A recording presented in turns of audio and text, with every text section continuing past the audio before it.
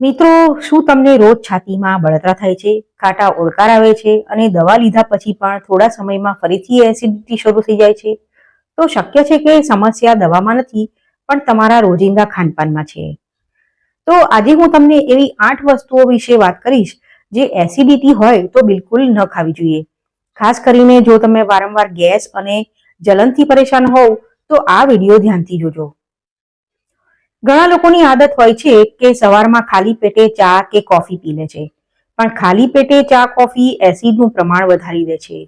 જો તમને પહેલેથી જ એસિડિટી રહેતી હોય તો આ આદત ધીમે ધીમે સમસ્યા વધારી શકે છે. હવે હું તમને એક સામાન્ય ઉદાહરણ આપું. માનો કે કોઈ વ્યક્તિ સવારમાં ખાલી પેટે ચા પીવે છે, બપોરે મોડું જમે છે અને રાત્રે 10 વાગ્યા પછી ડિનર કરે છે.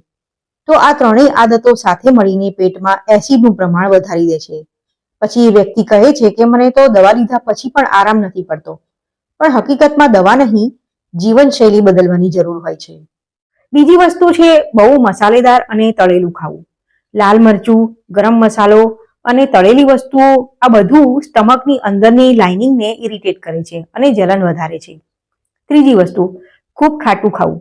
લીંબુ, કાચી કેરી, વધારે ટામેટા આ બધું સામાન્ય રીતે હેલ્ધી છે, પણ જો તમને પહેલેથી એસિડિટી હોય તો વધુ પ્રમાણમાં લેવાથી સમસ્યા વધી શકે છે. ચોથી મોટી ભૂલ, વારંવાર એન્ટાસિડ લેવી. દવા તરત રાહત આપે છે, પણ જો તમે મૂળ કારણ સુધાર્યા વિના દવા પર નિર્ભર રહેશો તો એસિડિટી પાછી ફરી આવી જશે. પાંચમી બાબત, રાત્રે મોડેથી ખાવું. રાત્રે 10 કે 11 વાગે ડિનર કરીને તરત સૂઈ જવું એ એસિડ રિફ્લેક્શનનું સૌથી મોટું કારણ છે. ડિનર અને ઊંઘ વચ્ચે ઓછામાં ઓછા 2 કલાકનું અંતર રાખવું જરૂરી છે. છઠ્ઠી વાત, ઓછું પાણી પીવું. પાણી ઓછું પીવાથી એસિડ ડાયલ્યુટ થતું નથી અને બળતરા વધે છે. સાતમી બાબત, ટેન્શન. ઘણા લોકોને ખબર જ નથી પડતી કે સ્ટ્રેસ સીધો પેટ પર અસર કરે છે. લાંબા સમય સુધી ટેન્શન રહે તો એસિડિટી વધી શકે છે. અને આઠમી મહત્વની બાબત, લાંબા સમય સુધી ભૂખ્યા રહેવું. વજન ઘટાડવા માટે ભોજન સ્કીપ કરવું કે લાંબો ગેપ રાખવો ખાલી પેટમાં એસિડ વધારે છે અને પછી જલન થાય છે. ઘણા લોકો માને છે કે દૂધ પીધા પછી એસિડિટી તરત ઠીક થઈ જાય છે. હા, થોડી વાર માટે આરામ મળે, પણ દરેકને દૂધ સૂટ કરે એ જરૂરી નથી. એ જ રીતે ઘણા લોકો કહે છે કે લીંબુ પાણી હંમેશા હેલ્ધી છે, પણ જો પહેલેથી જ જલન રહેતી હોય તો વધારે ખાટું લેવું યોગ્ય નથી. એટલે દરેક ઉપાય બધાને સૂટ કરે એવું જરૂરી નથી. પોતાના શરીરને સમજવું ખૂબ જરૂરી છે. હવે પ્રશ્ન એ થાય કે તો પછી કરવું શું?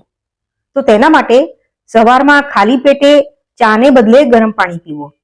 નાસ્તો સ્કીપ ના કરો. રાત્રે શક્ય હોય તો 8 કે 8:30 સુધી ડિનર લઈ લો. ધીમે ધીમે અને ચાવીને ખાઓ અને રોજ ઓછામાં ઓછા 20 મિનિટ ચાલવાનું શરૂ કરો.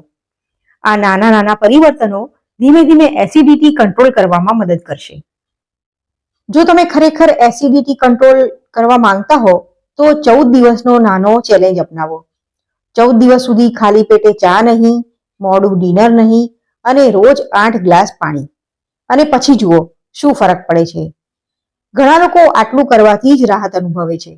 પણ જો તમને વારંવાર ભારે દુખાવો, ઉલટી કે અચાનક વજન ઘટવું જેવી સમસ્યાઓ હોય તો માત્ર ઘરેલું ઉપચાર પર નિર્ભર ના રહેતા ડોક્ટરની સલાહ જરૂર લો. હવે મને કમેન્ટમાં જરૂર લખજો આમાંથી કઈ ભૂલ તમે કરતા હતા. અને આવી સરળ અને ઉપયોગી હેલ્થ માહિતી માટે ચેનલ સબસ્ક્રાઇબ કરવાનું ભૂલતા નહીં. વિડીયો જોવા માટે ખૂબ ખૂબ આભાર. ફરીથી મળીશું, ત્યાં સુધી આવજો.